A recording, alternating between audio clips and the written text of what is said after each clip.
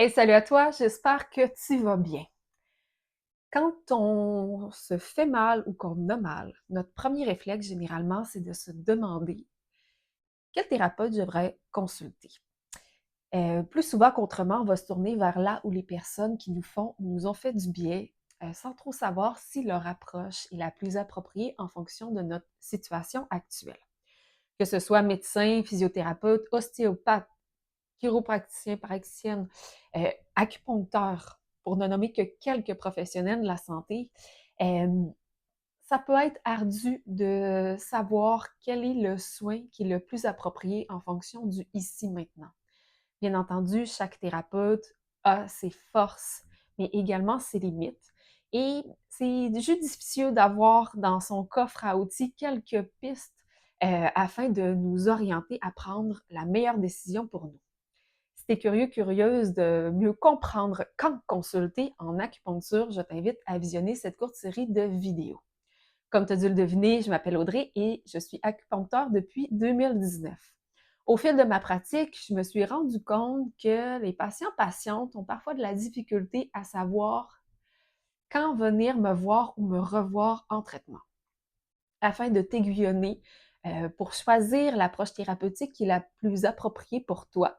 Euh, j'ai conçu une série de vidéos dans laquelle je vais t'expliquer les moments les plus propices pour consulter en médecine traditionnelle chinoise.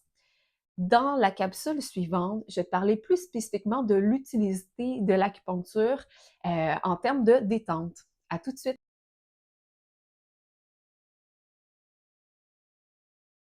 Alors, je vais rien vous apprendre en vous disant qu'on vit dans une société qui est axée sur l'instantanéité, la performance et la productivité. Surtout, en fait, avec l'apogée des nouvelles technologies où est-ce qu'on peut être joignable pratiquement partout et à tout moment. Ça fait beaucoup miroiter l'idéal du super dad ou de la super mom, c'est-à-dire l'employé modèle, l'amoureux, l'amoureuse bienveillante, l'amant, l'amante épanouie, le parent parfait et présent. Ce qui laisse en fait très peu de temps pour soi. Prendre un rendez-vous, un soin en acupuncture, ça peut être justement de s'accorder un moment de repos physique, mental, émotionnel. On met le cellulaire en mode avion, en mode de pas déranger, on met de côté la charge mentale et on s'accorde un moment de détente dans un espace qui est sécuritaire et calme. On peut aussi le voir comme prendre un rendez-vous avec soi-même à la fréquence qui nous convient, aux 2 semaines, au mois, à chaque saison, justement pour éviter que les petits bobos du quotidien ne dégénèrent.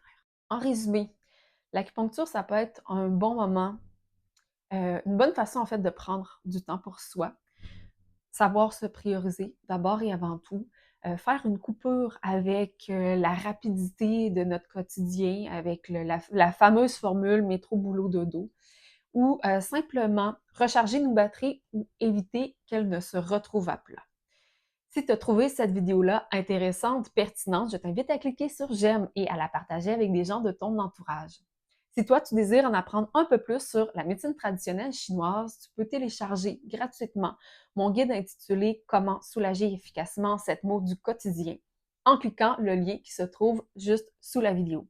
Sinon, on se voit dans une prochaine capsule. Ciao!